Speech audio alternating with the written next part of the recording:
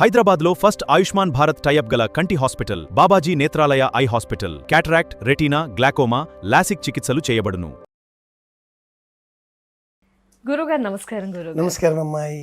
గురుగారు, శ్రావణ మాసం వరలక్ష్మి వ్రతం చాలా మంది చేసుకోవాలి అనుకుంటారు.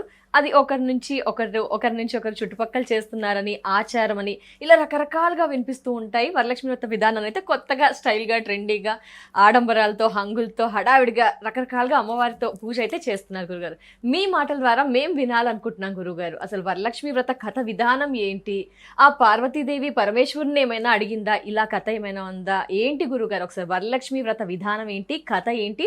ఆ రోజు మీరు చెప్తుంటే మేము ఏం చేయాలి, ఏం వినాలి? ఇప్పుడు ఎవరైతే వరలక్ష్మి వ్రతాలు చేసుకుంటున్నారో అవేవి శాస్త్రంలో లేవు. భవిష్యోత్తర పురాణంలో ఈ కథ ఉంది. ఏంటి? వరలక్ష్మి వ్రత కథ ఉంది.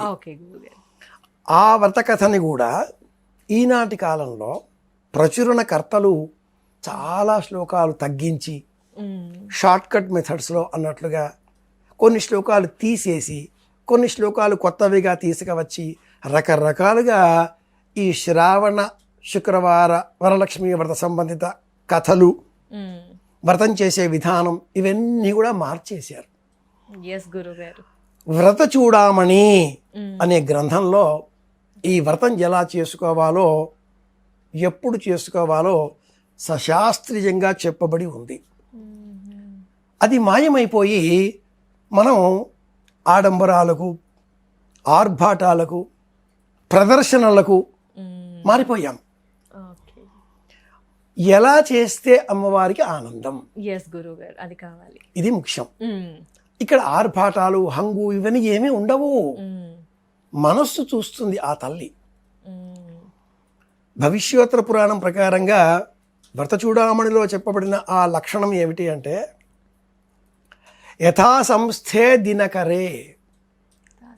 ఇప్పుడు నేను చెబుతున్న ఈ సూత్రం ఎవరూ చెప్పలేదు, ఎవరూ దృష్టి పెట్టలేదు. అందరూ ఏమైనా శ్రావణ మాసంలో వచ్చే 2వ శుక్రవారం, శ్రావణ మాసంలో వచ్చే 2వ శుక్రవారం అంటూ ఉంటారు. ఈసారి శ్రావణ మాసంలో శుక్రవారంతో 3 శుక్రవారాలు వస్తున్నాయి పౌర్ణిమకు ముందు. శ్రావణ పౌర్ణిమ కూడా శుక్రవారమే. కాబట్టి చాలామంది శ్రావణ పౌర్ణిమ కూడా శుక్రవారం కాబట్టి ఆ రోజు చేసుకుందామా అంటారు. శ్రావణ శుక్రవారంలో 3 శుక్రవారాలు శ్రావణ మాసంలో పౌర్ణిమకు కలుపుకొని వచ్చేస్తున్నాయి ముందే. ఇందులో ఎప్పుడు ప్రధానం? పౌర్ణమి ముందు 2 ఉన్నాయి. పౌర్ణిమ కూడా శుక్రవారంతో ఉంది, ఆ రోజు కూడా చేసుకోవాలిగా. కాబట్టి కొందరు సిద్ధాంతులు మీడియా ద్వారా ఇలా కాదు, మనం 28 చేసుకోవాలి, పౌర్ణిమ రోజు చేసుకోవాలి, శ్రావణ పౌర్ణిమ రోజు చేసుకోవాలి అంటూ ఉన్నారు. ఈ వ్రతం ఏం చేయాలి, ఎలా చేయాలి, వ్రత చూడమని ఏం చెప్పింది అంటే, ఇప్పుడు నేను చెబుతున్న ఈ విషయం ఎవరూ చెప్పనిది. యథా రవే కుళీరస్థౌ మాసేచ శ్రావణీ తథాహ అంటే అర్థం గురుగారు, ఇది నిజమైనటువంటి సూత్రం. అర్థం కావాలి గురుగారు. యథా రవే, ఏ విధంగానైతే సూర్యుడు కుళీరస్థౌ కర్కాటక మాసంలో, కర్కాటక సంక్రమణం అనంతరం కర్కాటక రాశిలో ఉన్న కాలములో శ్రావణ మాసంలో అయి ఉండాలి. సామాన్యంగా ప్రతి నెలలో 15, 16 ఈ తేదీలలో సంక్రమణం అవుతూ ఉంటుంది. ఈ సంక్రమణం అయిన కాలంలో కర్కాటక రాశిలో సూర్యుడు ఉన్న కాలంలో వచ్చే శ్రావణ మాసం ఏదైతే ఉంటుందో ఆ భాగంలో చేసుకోవాలి. సర్వసాధారణంగా ఈ భాగం పౌర్ణిమకు ముందుగానే ఉంటూ ఉంటుంది. కాబట్టి 2వ శుక్రవారమే చేసుకోవాలి అనేది తదుపరి కాలంలో వచ్చినటువంటి ఎక్స్టెన్షన్ అని చెప్పుకోవాలి. అందుకే అన్నాను కదా గురు, మొదట్లో ఇలా మా దాకా కర్కాటక మాసంలో ఉండడం అవసరం. కర్కాటక మాసంలో సూర్య సంచారం అవసరం. యథారవౌ కుళీరస్థే, ఇది అవసరం. చంద్రుడు కర్కాటక రాశి అధిపతి, సూర్యుడు శరీరానికి కారకత్వం కలిగిన వాడు, సంపదలకి కారకుడు. ఈ ఇద్దరు ఉన్నటువంటి కాలంలో వ్రతం చేసుకోవాలి. ఇది మొదటిది. ఓకే గురువు. రెండవది, చారుమతికి కలలో అమ్మవారు కనిపించి శ్రావణ మాసంలో శుక్రవారం నాడు ఈ వ్రతం చేసుకోవాలి, సకల సంపదలు లభిస్తాయి అంటూ చెప్పింది. కలలో దర్శనం ఇచ్చింది. ఆవిడకే ఎందుకు దర్శనం ఇవ్వాలి? చారుమతీదేవి అత్తామామలను దైవ సమానులుగా భావన చేస్తూ అతిగా మాట్లాడకుండా మితంగా ప్రవర్తనలతో భర్తను మన్నిస్తూ ఒక ధర్మపూర్వకమైన జీవితాన్ని గడిపేది. చారుమతిలో ఉండే లక్షణం మితవాక్యం, హితవాక్యం, పరిమిత వాక్యం. అందుకే ఇంకెవరికి కాకుండా ఆవిడ గడిపించింది. ఎలా చేయమన్నది? కలశాన్ని ఏర్పాటు చేసి కలశం చుట్టూరా 9 ప్రదక్షిణలు చేస్తూ పద్మాసనే పద్మకరే సర్వలోకైక పూజితే నారాయణ ప్రియదేవి సుప్రీత మమ సర్వదా, ఈ ఒక్క శ్లోకంతో షోడశోపచారాలు చేయాలి. మన వాళ్ళు దానికి తగ్గట్టుగా కల్పం పెంచేశారు. భవిష్యోత్తర పురాణ కల్పోక్త ప్రకారేణ అంటూ 4వ నియమం. ఎవరి ఇంట్లో వాళ్ళు చేసుకుంటున్నారు. అలా చేసుకోమని వ్రతం చెప్పలా, సమష్టిగా చేసుకోవాలి.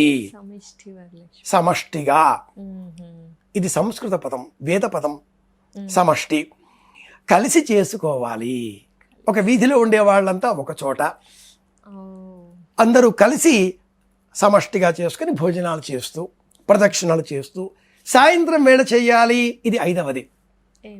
చేయడం లేదు, ఉదయమే చేస్తున్నాం, పర్వాలేదు చేసుకుందాం. వ్రతంతో పాటుగా సత్యవ్రతం కూడా చేస్తున్నారు కొందరు. అలా చేయకూడదు. ఏ వ్రతం చేస్తున్నామో దృష్టి ఆ వ్రతం మీదే ఉండాలి, అది ముఖ్యం. కనుక శాస్త్రోక్తంగా అన్నప్పుడు అమ్మవారు ఆర్భాటాలకు హంగులకు పొంగిపోదు. అమ్మ కదా, ఎక్కడ ప్రేమ ఉంటుందో అక్కడ వచ్చి తొంగి చూస్తుంది. చారుమతికి మాత్రమే ఎందుకు దర్శనం ఇచ్చింది అన్న ఈ వ్రతం మనకేం చెబుతుంది అంటే, హితంగా మితంగా పరిమితంగా తీయగా నవ్వుతూ మాట్లాడుతూ పెద్దవాళ్ళని గౌరవిస్తూ తక్కువగా మాట్లాడాలి. వాంగ్ నియమం ప్రధానం, ఇది లక్ష్యం. ఈనాటి కాలంలో మనకి ఈవెంట్ మేనేజ్మెంట్ బాగా ఇందులో చోటు చేసుకుంది. ఫోన్ చేస్తే వాళ్ళు అలంకారం చేస్తారు, చెంబులు బిందెలు గ్లాసులు అంతా ఆర్భాటంగా. మనం వచ్చి పక్కకి నిలబడి ఫోటో తీసుకుంటే చాలు అంటారు. మేము ఉన్నాం కదా మీకెందుకు, మేము తెచ్చి పెడతాం కదా మీకెందుకు, మీరు అలా అని ఫోటో దిగితే చాలండి అండు కూడా తయారయ్యారు. ప్రసాదాలు కూడా ఆర్డర్ ఇచ్చేస్తున్నారు, అన్ని ఆర్డర్ మేము చేసి పెడతాం, మీరు నవ్వండి చాలు అనకూడదు. కానీ అమ్మాయి అభ్యంతరం కాకపోతే అన్ని పనులు మేము చేసి పెడతాం, మీరు చూసి పెట్టండి చాలు అనే కాలం వచ్చేస్తుంది. అమ్మవారు మన ముఖాల పైన ప్లాస్టిక్ నవ్వులని పోయిస్తుంది. ఇక నిజమైన నవ్వులు మాయమైపోయి ప్లాస్టిక్ నవ్వులు రాబోతున్నాయి. అమ్మవారిని పూజించడం అంటే దీపం పెట్టాంగా, దీపం అగ్నితత్వం, బియ్యం పోసాంగా పృథ్వీతత్వం, కలశంలో నీరు పోసాంగా జలతత్వం, ఆకాశతత్వం కొబ్బరికాయ పైకి చూస్తుంది.